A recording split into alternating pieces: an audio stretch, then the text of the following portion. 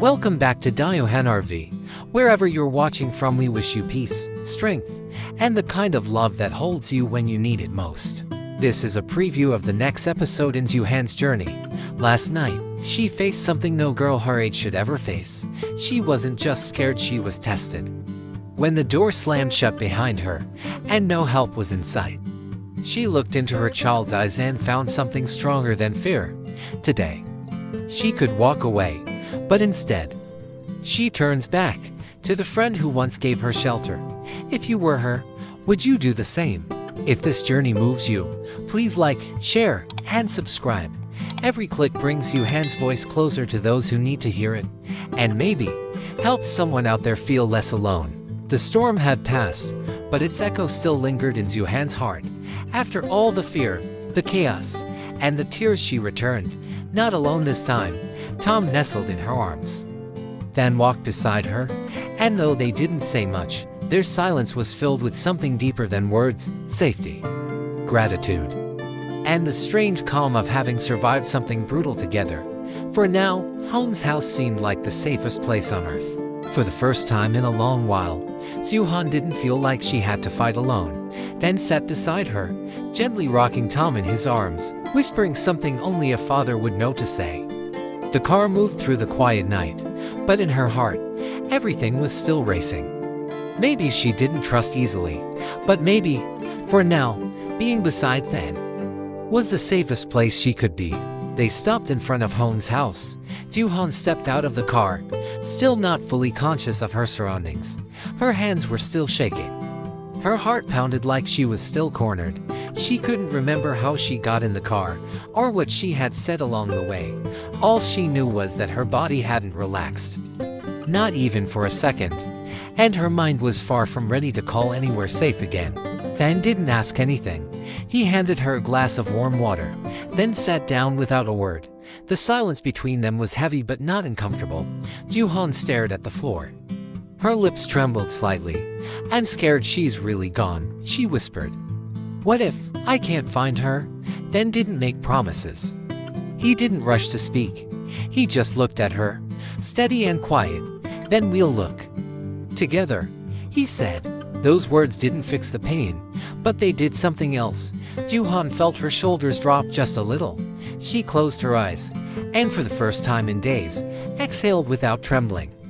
The fear was still there, the grief too, but Then's quiet presence told her she didn't have to carry it alone anymore. That, in itself, was enough to keep her going, at least for one more night. The morning light seeped through the curtains. Dieu Han opened her eyes, but didn't move. She could hear Tom breathing softly next to her. For a moment, she wanted to stay like this, just one more hour of stillness, but her heart refused. Images of Uyen kept flashing through her mind. Her silence, her rushing footsteps, her fear. Dieu Han knew she couldn't wait anymore. She didn't need to say much. The woman who had cared for Then understood everything with one glance. Dieu Han carried Tom to her gently, whispering something soft into his ear before placing him down. Tom stirred, clung to her shirt, then slowly let go. Her chest ached, but she didn't show it. This wasn't goodbye. It was just, for now. She kissed his forehead, then turned away. Dieu Han didn't know what they would find. She only knew she had to look. Each step forward felt like a small rebellion against the fear still clinging to her skin. Then walked beside her, close enough to protect, but not to smother. No promises, no guarantees. Only a shared urgency to bring someone home before it was too late. Far from where Dieu Han had just left, a girl sat curled against a cracked wall. The room was dark, damp, and familiar. Her eyes darted toward every sound: rats, wind, footsteps that never came. She looked like a ghost, but the fire in her chest hadn't died. Not yet. Because even in this ruin, even in hiding, Uyen still believed she had one last fight to win. Her phone had been smashed, her bag left behind. All she had now were her bruises, a few crumpled bills, and whatever courage was left. She pressed her back against the wall and listened. Who could she trust? Who could she call? No answers came, only silence and the sound of her own breath refusing to break. The cold floor pressed against her back as Uyen slowly opened her eyes. Her mouth was dry, Her limbs numb. A new day had begun, but she didn't feel alive in it. The ache in her stomach gnawed louder than any fear. She hadn't eaten since yesterday morning. Her lips were cracked. Her throat burned. She pulled herself up with trembling arms. She had to find food, or she wouldn't last the day.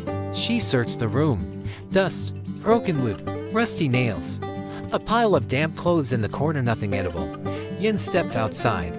The sun was harsh, glaring down like it had no mercy. She shielded her eyes and scanned the alley. There were a few coins in Uyen's pocket, just enough for something small. She walked along the narrow street, heading for a local shop. Her steps were slow, heavy from exhaustion, but her stomach kept urging her forward. Finally, a tiny convenience store appeared at the corner.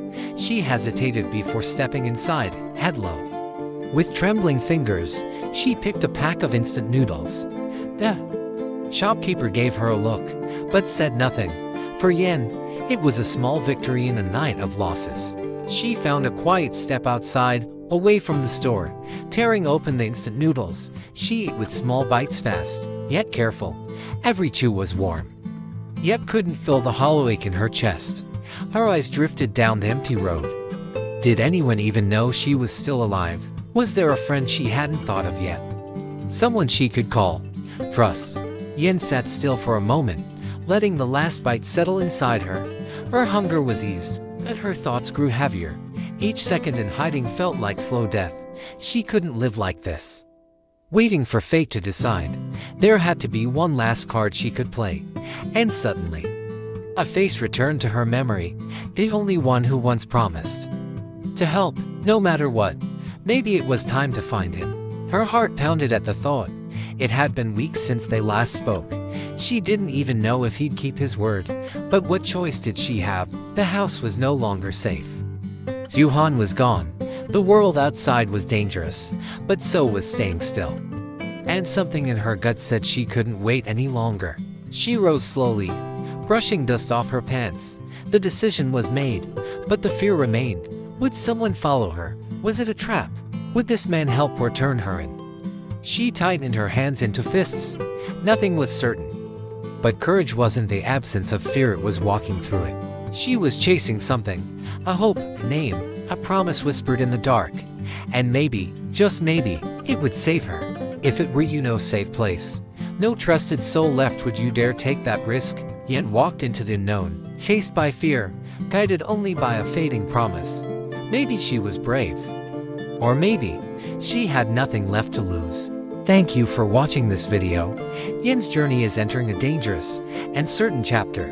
And Dieu Han, will she stay safe or risk everything to find the friend who once saved her?